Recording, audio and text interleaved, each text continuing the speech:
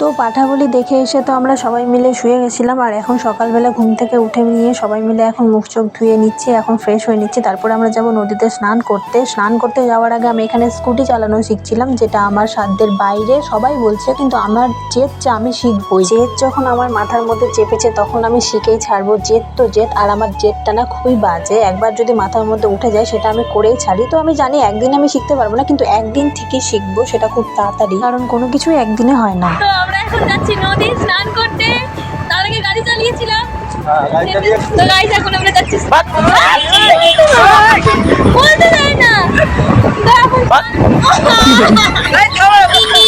আমি আর করবো এটা। চলো স্নান করার পরে তারপরে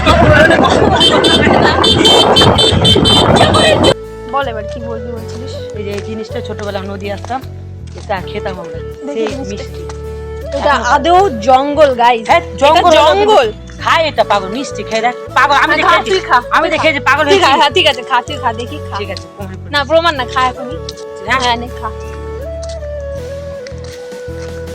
যদি পাগল হয়ে যায় এর রিস্ক কিন্তু আমি না, মাকে গিয়ে কিন্তু আমি ডাইরেক্ট বলে দেবো এর রিস্ক আমি না, আমি ওকে বলিনি খেতে। কুমুর টাইপের ওটাকে ভেঙে নিয়ে খেলো, যদি ওই পাগল হয় তাহলে এর রিস্ক কে নিবে? রিস্ক কে নিবে পাগলের? এটা মাকে গিয়ে দাও, তাই কে করবে? ওটা করবে, ওটা গাইস মুখের মধ্যে ই করে দিতে চিনতে না, এই যে ডাকাত লাগছে দেখতে, ডাকাত। তো দেখো এখন আমরা নেমে গেছি নদীতে স্নান করতে। আর অনেক দিন পর নদীতে এভাবে স্নান করছি, অনেক মজা করেছি আর বেশ ভালো লাগছিল। কিন্তু নদীতে স্নান করলে আমার শরীরের কোনো না কোনো প্রবলেম হয়, মানে শরীর খারাপ নিয়ে হয়, জ্বর সর্দি কাশি ব্যথা কিছু না কিছু হবেই। তো সেটা তোমরা নেক্সট ভিডিওতে জানতে পারবে যে আমার কিছু হয়েছে কিনা।